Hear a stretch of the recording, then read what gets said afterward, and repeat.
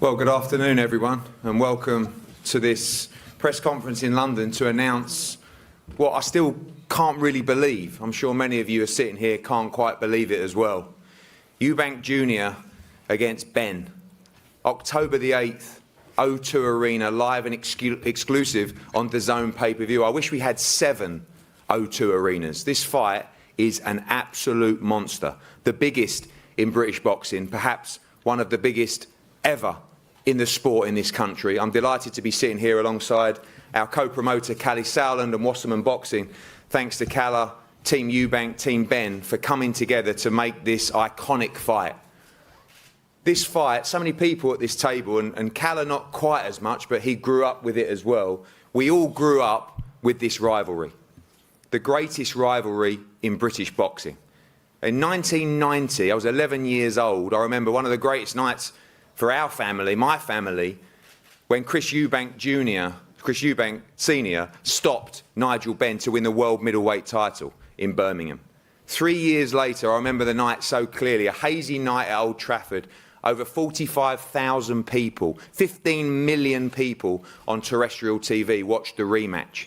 Now, almost 30 years on, we get to see part 3. An incredible moment. These two step up for what will be, as I said, the biggest fight in British boxing. Before we go to the fighters, I'm going to pass over to Calla Sowland to say a few words. Again, Calla, our thanks to you for just making an event that has just absolutely lit up British boxing. Good afternoon. Welcome to the presser of all pressers. Yes, we've done quite a few big events together, Eddie.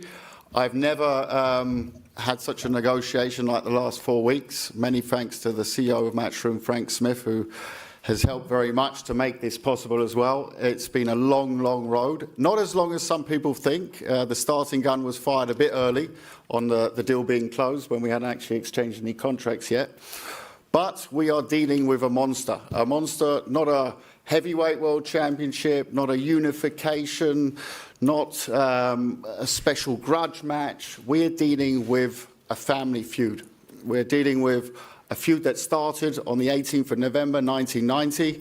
Eddie touched on it. I feel a bit out here because everyone up here really has been involved in the first fights. I was involved. I fell back in love with boxing thanks to that era. I think that this fight reaches a demographic, a walk of life, people in walks of life that have nothing to do with boxing anymore. The plus 40s, the interest around what happened back then, 18 million, 19 million on terrestrial television, 500 million viewers around the world. I read that this morning on Google. I assume that's true, Eddie. Sounds a bit like... That sounds a little bit like Barry there. But anyways, 500 million viewers around the world for the second fight. You don't need to sell it. But look at the character or the gladiators we have up here. They fought their way out of their father's shadows in their own right. They sit up here now and put it all on the line. Family, legacy.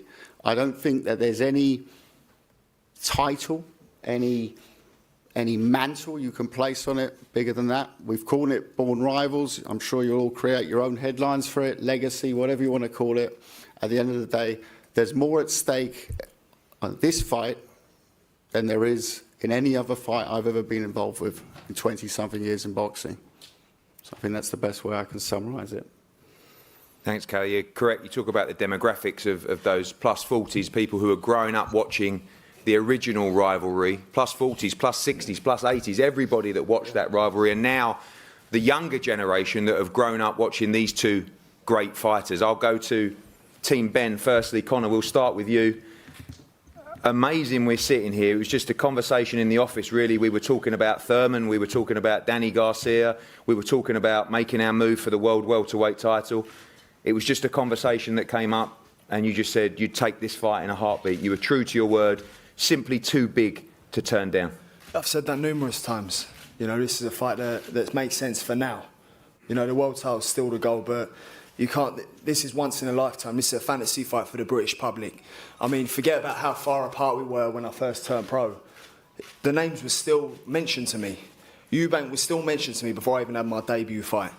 So it's just been brewing, and the stars have aligned for October the 8th. Talk about this rivalry. You obviously grew up in it. You've seen it before. You would have watched the first fight. You see the second fight. They even talked about a third, not even so long ago as well. Talk about a fight being personal. This is personal in different ways. I'm sure you have respect for each other, but this is something that's almost been in you from the day you were born. Do you know what, as Chris said, we both walk the same road. So you got to respect that, respect all fighters. But when we get in there, we do settle the family business. And I'm taking care of the family business. The last fight was a draw, and it's about time I set the score straight. Do you see that hunger from Chris Eubank Jr.? He's been in the game longer than you. He's been in those big fights before. We know how ferocious you are, even in interviews. But do you want this more than him? Is that what it comes down to? I believe so, but at the end of the day, it's not my job to worry about what he thinks or what he does or, his team and how he's approaching this. I worry about what I got to do. And, I've always worried about what I got to do, irrelevant of everyone else and what they're doing. I'm focused on delivering October the 8th, and I ain't failed to deliver. I ain't tasted a loss, and I don't plan on taking a loss October 8th. Come back to you shortly, Conor. Tony, remember many of those conversations in the office, and you had to do the right job, almost making sure the deal was right for Conor Benn, because if it was up to him, 160 wouldn't have been a problem. He still would have signed for the fight. Important, obviously, him stepping up a division and a little bit, that the weight was right, you feel the terms are right, you know that weight is a disadvantage in this fight, but you feel his other attributes will be enough to secure victory on October the 8th. Well, I think this fight, was always aligned to happen, even from the first day that Conor Benn put gloves on. It's always been spoken about. Like Conor said, it's a fight for the British public. It's probably the biggest fight of this decade or of this generation. And obviously, I wanted to see the fight happen. I believe in Conor Benn. He's so diligent in his training and the knowledge of the boxing, of his boxing game. And I believe that the weight 157 is what Chris Eubank's team asked for. We agreed to that. So I believe that he'll be strong at that weight. Conor Benn, he spars with all the world level middleweights and super middleweights in my gym day in, day out. I don't, when he fights these days, I don't put him in with welterweight sparring. I always go in with middleweight sparring because, the welterweights, they just don't hold up to him. So I know what he's made of and I know what he can bring to the table. And that's, that was a big factor in taking this fight. And, Conor really wanted the fight. I spoke to Nigel on the phone about it.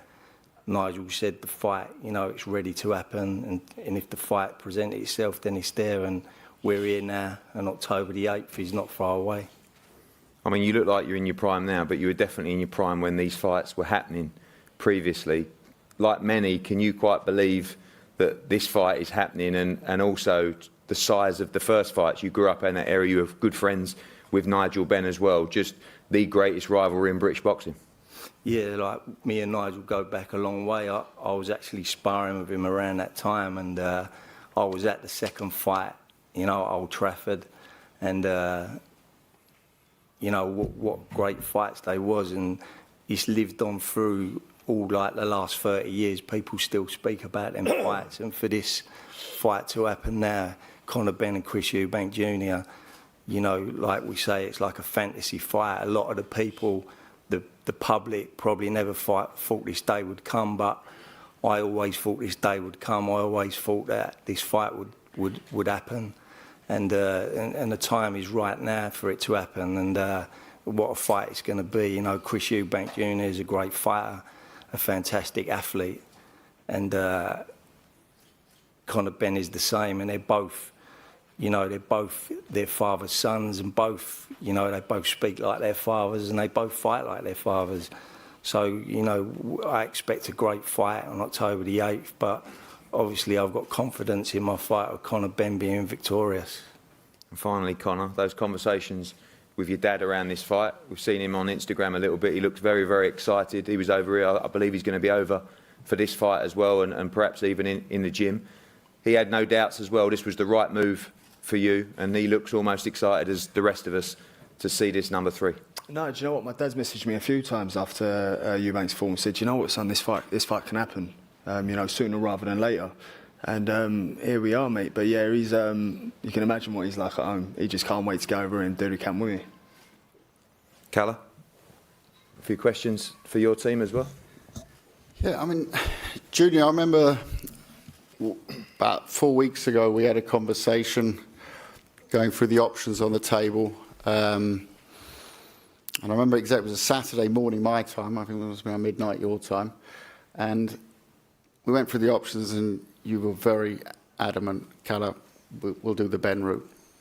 And it was the way you said it, because the other options were interesting options. I know which one I wanted, but it wasn't me to fight. So what was the burning desire on your side? Because in our conversations, you're not a man of too many words, but the way you said it to me was so direct. Normally you're not, you sort of let me almost choose the opponents, whereas this time it was very much, it's him. What was that? This is a fight that nothing like this has ever happened before in the history of the sport. Two legends who went into a ring 30 years ago and inspired a nation, became superstars, etched their names into not just boxing history, but British history. They did that. 17 million people watching these guys fight twice. And now, 30 years later, their sons, who have both made themselves in the sport of boxing, are going to get in the ring, and the Eubank Benn name is going to go to war for a third time. Something like this has never happened, and I don't think it ever will happen again, ever. That is why I took this fight. That was the main reason I wanted to be a part of this, because I wanted to be involved in something that has never been done before and that can never be replicated. It's exciting, it's very exciting. And obviously, a lot of us have been looking at old videos in the build-ups to the first and second Eubank Benns, and Senior often referred to Nigel as a very good puncher, but just a puncher. How would you see Conor?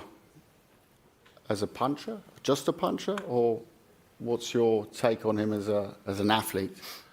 What's my take on him? He's undefeated.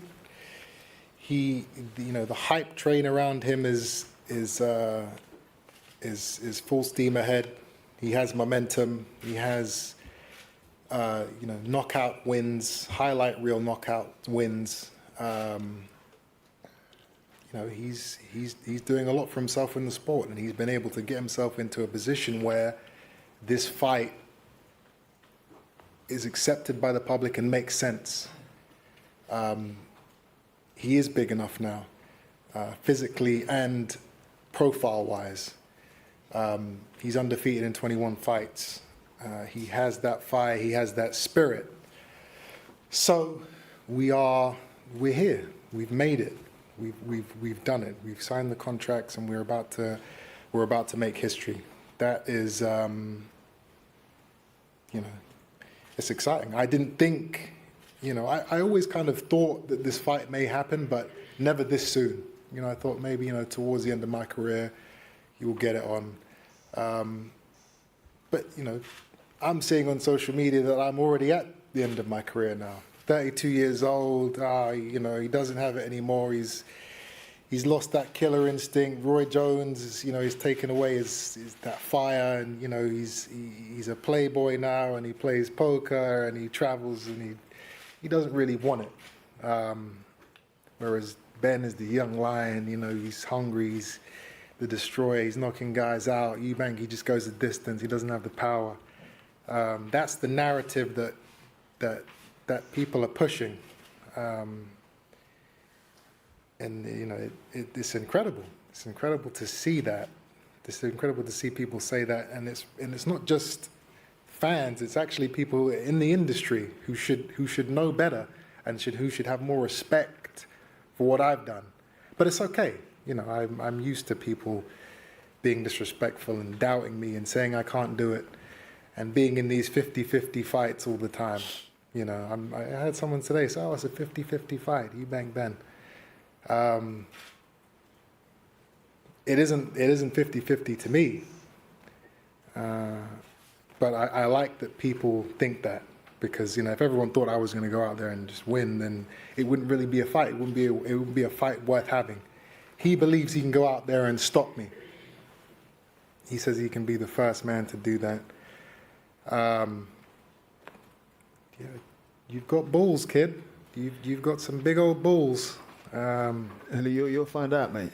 Oh. Don't you worry about that. You'll find out. Okay. Well, maybe I will. You playing the underdog card. Oh yeah, they're challenging me. And all I that. don't think I'm the underdog. No, that's the card. That's the card you're trying to play. No, I'm not. You're trying to play that. You can't beat me being dropping weights at disadvantage, mate. You suggested the weight to us, and we agreed. We just simply applied. You make the weight.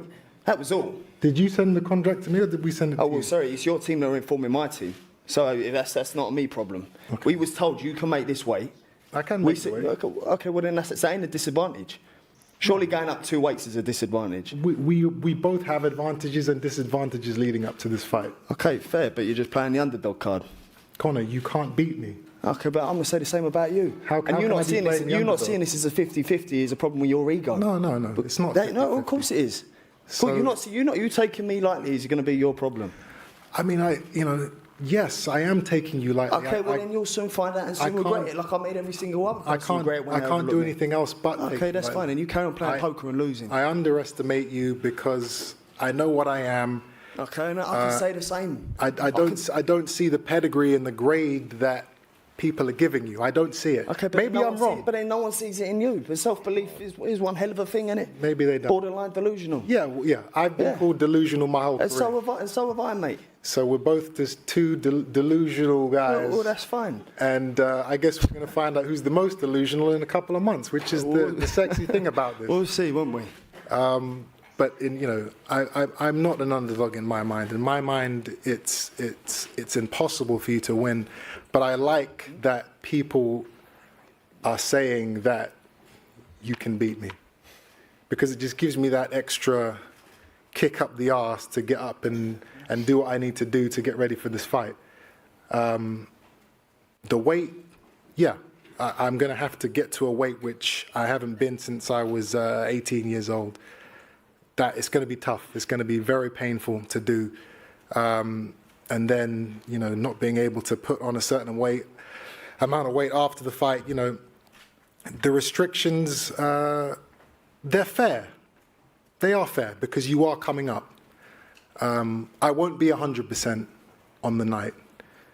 You will. Say you won't be. No, I won't. Oh, come on, mate. I won't. I see. You know what that screams? That screams excuses. Well, I mean, I'm not going to be 100% on the night. I can't be anything but real. I can't just. But you I'm just telling my suggested the truth. weight, though. That's the weight we agreed on.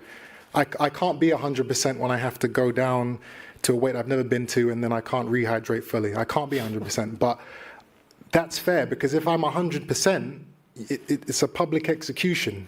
We can't do that. So I have to be. I have to be at a disadvantage to make the fight reasonable.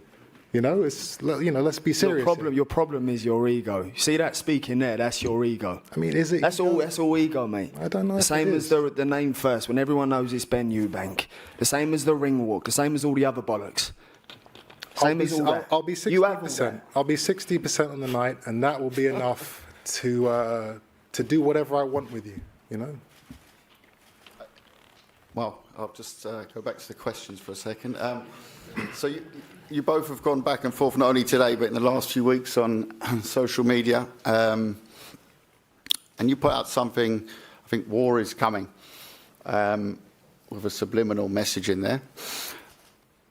What would be your message to Conor, what he will experience at your hands in the ring? What experience do you want him to go through in that ring with you? What's your aim? I know you do this often before fights. What would be your your statement to that? What should he prepare for? You know, his old man isn't here today, my old man isn't here today, but, you know, I'm going to be his fatherly figure during the lead up to this fight and on the night. Excuse me, 1 second, Chris. Whose dad was here holding their hand their whole career? Whole career. I'm just saying. Oh no, I don't need no father figure. You do. I'm gonna be your father for this fight. You do. I don't. I'm going to take you to school. I'm going to walk you through the doors. I'm going to sit you down in class, and I'm going to stick on you, and I'm going to teach you every single lesson you need to learn. That's how I see the fight playing out. And if you want to ask me, do I have any advice for him? My advice is No one asked. No one asked. Well, You're Calais getting asked. ironed out. No one asked. Calais asked, so I'm gonna be polite and answer his He said, question. what have you got to say? You said what you've had to say. No one's asking for your advice, mate. My advice to Conor is, you know, get sparring partners who are going to really hurt you for the next 8 weeks. That's the best shot you have because, you know, But that makes zero sense, doesn't it? That makes zero sense. October 8th, the pain you're going to experience is if you don't get your ass kicked in the gym, then it's just going to be too much of a shock to your system when I put it on you on the night. So get some tough guys in your training camp for this fight, please. That way we can make it more of a competitive event on October 8th. I'm going to ask a question now, and Eddie, you might want to ask Conor the same question, because it's clear that there's no real reason for the dislike other than the family names. I mean, how was it in your household growing up, the Benn name? Do you remember it as a child, that name? Obviously, you were a teenager. What was the, let's say, I don't know, at the dinner table? Was it mentioned? Is it something that you grew up to hate? Like, I don't hate anybody. I don't have that. but the words are quite strong, so it's like it's. I would never give anybody that type of power over me to hate them. That's a very passionate and strong emotion that I would never give anyone the power over me. I don't even dislike Conor.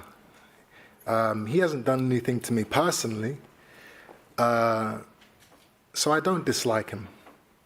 But at the same time, this fight is personal. You know, the things that his father put my father through, I can't forgive and I can't forget. And I grew up, you know, I watched the mental stress and the toll it took on him preparing for those fights. I watched the injuries and my mother having to look after him after the fights and him going to hospital and him losing half of his tongue. You know, I watched Nigel tell my father on national TV that he hated him. You know, these are all things that I can't forget, I can't forgive. And this is a fight where both our family names are on the line. And we have to uphold those names to the best of our ability. We're both going to do that.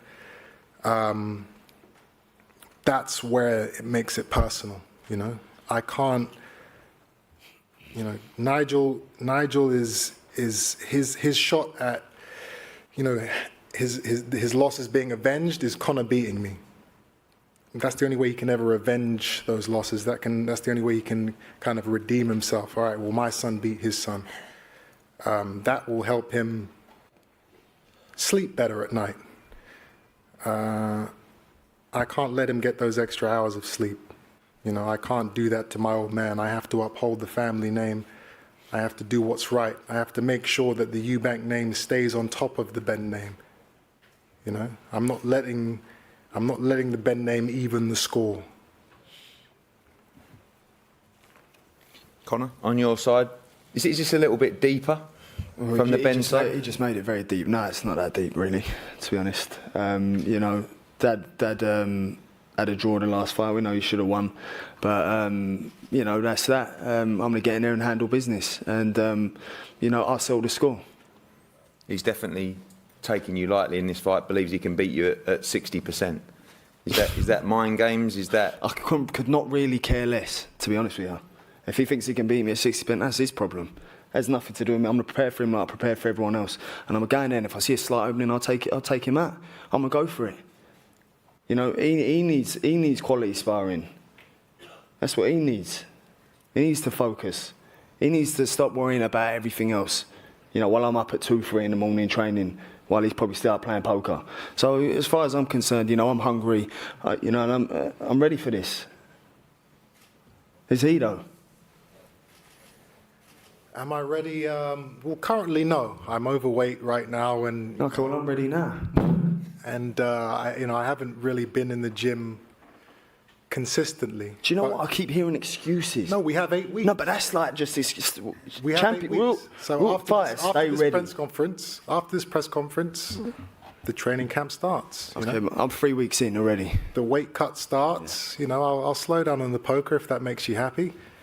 And Well, no, 'cause when I give you a good beating, I don't want to hear no excuses. Oh, you know, but I was No, no, 60%. there's no Oh, you know, excuses. but I lost on poker. Oh, but I, you know, I'm at a disadvantage and all that. talk. there's no excuses, Conor. I'm telling you, Okay, good you then. can't beat Good then. No excuses, please. You cannot beat me. Okay. So, you know, I'll get down to the rate. I will do that. Well, so you should. I'm not going to get fined hundreds of thousands of pounds for being a pound overweight. Why are you playing that card? You suggested the weight, mate. It's not a card. I'm just simply saying what are the penalties if I miss the weight. That's all I'm saying. And To I'm be saying fair, you that do need that money for poker, though, don't you? Well, you know, let's not get excited. But you know, I will make the weight, and you know, I'm not going to kill myself in this training camp. You know, I always, you know, preparing for fights, I kill myself in these camps. You know, I train like an animal. I spar killers. I'm not doing any of that for this fight because, one, I don't need to, and two, you know, the weight is the main thing for me. Weight cut.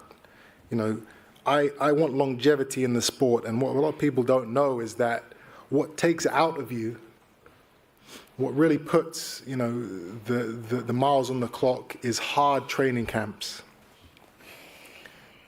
Sparring 3-4 times a week for 8 weeks. That takes a toll on you when you do that for years and years and years. I don't need to do that. I don't need to toll myself for this fight. I just need to make sure I make the weight, make sure I'm fit, make sure I, you know, get up to my 60%, and take care of business, you know. Chris, can I just ask, I really get the feeling that you think you're going to walk straight through Conor Benn. Absolutely. That's the game plan. I don't need a game plan. I just need to show up.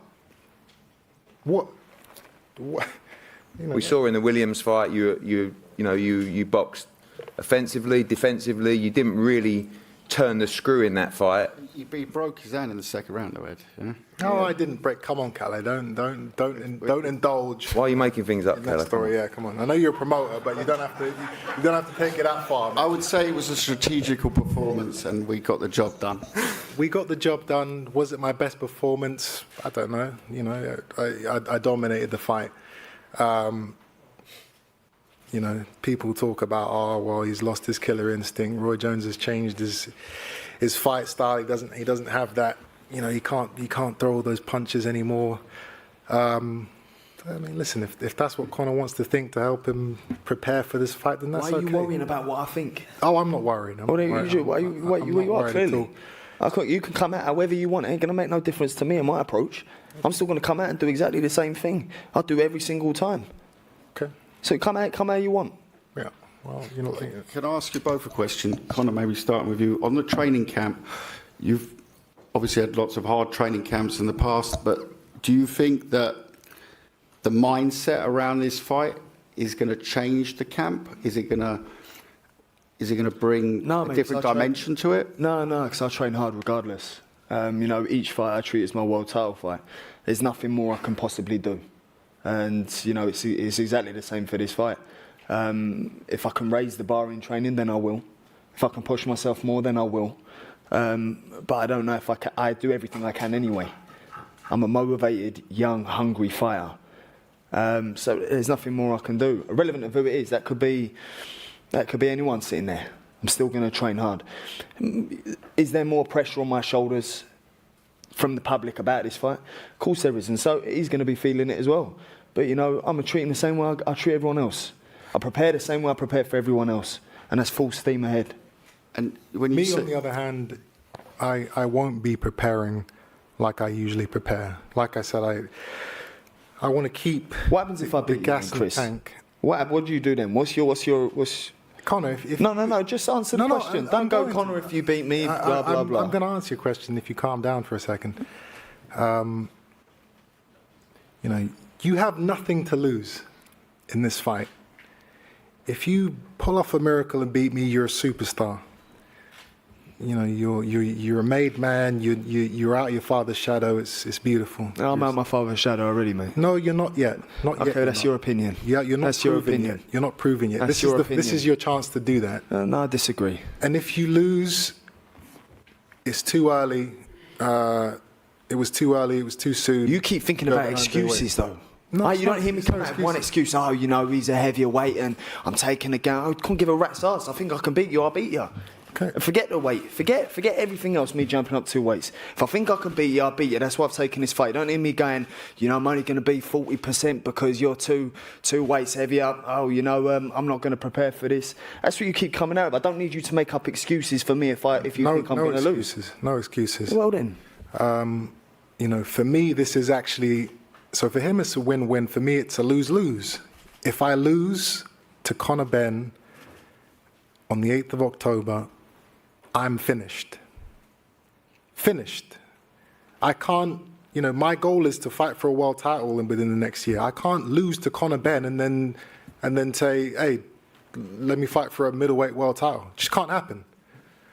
And if I win, I'm most likely not going to get the credit for it because, oh, you know, he was too big or Conor, you know, whatever.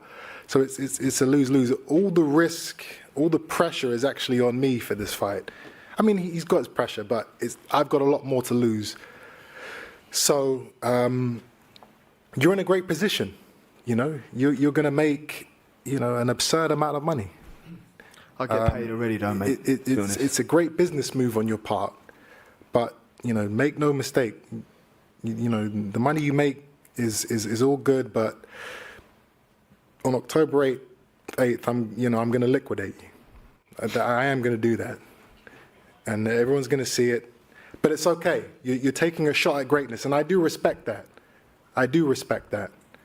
You know, I did the same thing against Groves. The guy was 20 pounds heavier than me on the night. The guy was completely different weight class to me. Me and you are going to be within this, you know, we're going to be within 3 to 5 pounds of each other on the night. So it's actually not, you know, that much of a, you know, people have gone through worse, you know. You've got to take your beating to get to where you want to get to, and this is the time that I think that you're going to have to take a beating to get to where you want to get to. I can't wait to see what happens. Ronnie, one for you, mate. I mean, you've been as involved with this over the years as anybody, across 2 generations. Of course, the history, you were there, you saw it all.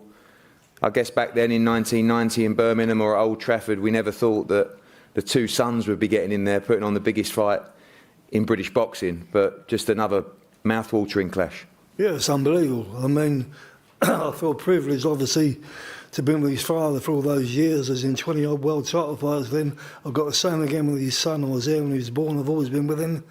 I think it's going to be a great fight.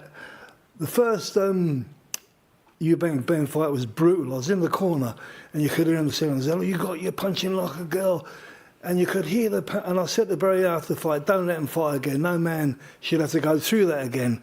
And I quite honestly think this is going to be as brutal as again. This next fight will be brutal because they both got their passion, which I saw in his father and I saw in Archie Bell. I knew them both well. I've got the greatest respect for Conor Benn and his trainer. I go back a long time with you, Tony. I know he's been in the game 26 years. I've been in 46. No disrespect. And it'll be a great fight. Eubanks is too battle-hardened. and too big for Conor. But Conor's time will come again, but he will get beat. Thank you, Ronnie. Keller, I think we're all Yeah, I good think we're good. to a break. I just had one last one for Conor. You mentioned the pressures. Chris sort of answered it before. I just wanted when you say the pressures, is it the family pressure? Is it the settling the score from the victory of Senior over your dad, or is it pressure for yourself, or what's the? I'd probably say pressure from myself. I mean, from the exterior, everyone else here, it don't really matter. My dad's proud of me regardless of what I've done in the sport and continue to do in the sport. But pressure on myself to win. I put a lot of pressure on myself to win. That's what gets me going, and that's why I train the way I train, is I love winning.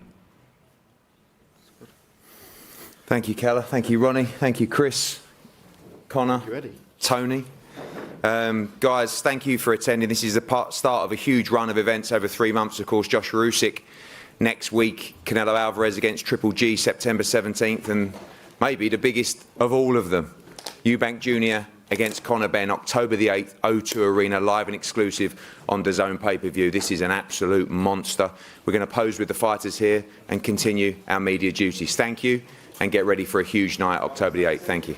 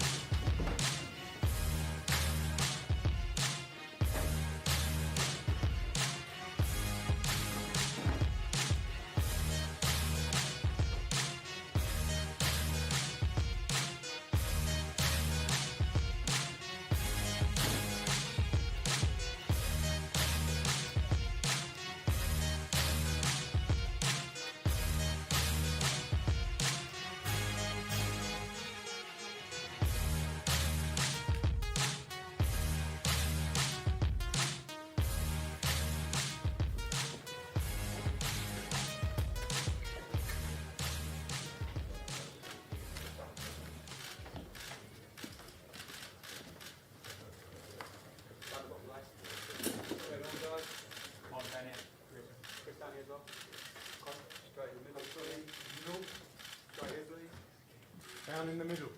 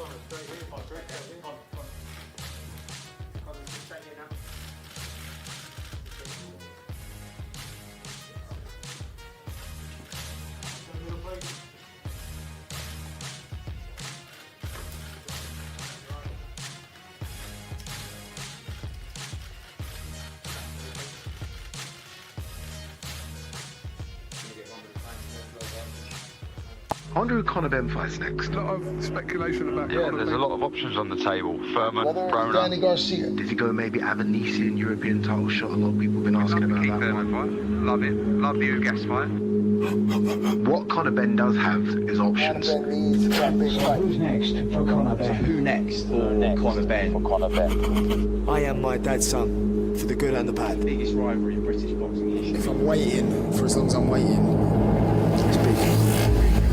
Big fight.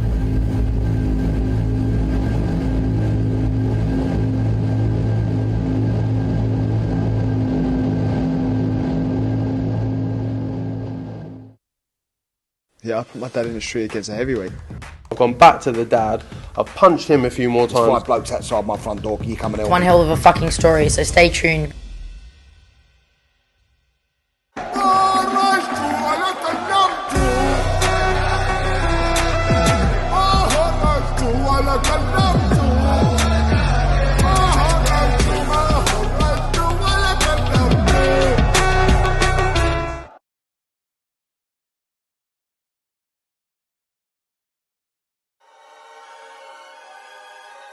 Welcome, Team Everlast, to the Team Everlast Fitness app.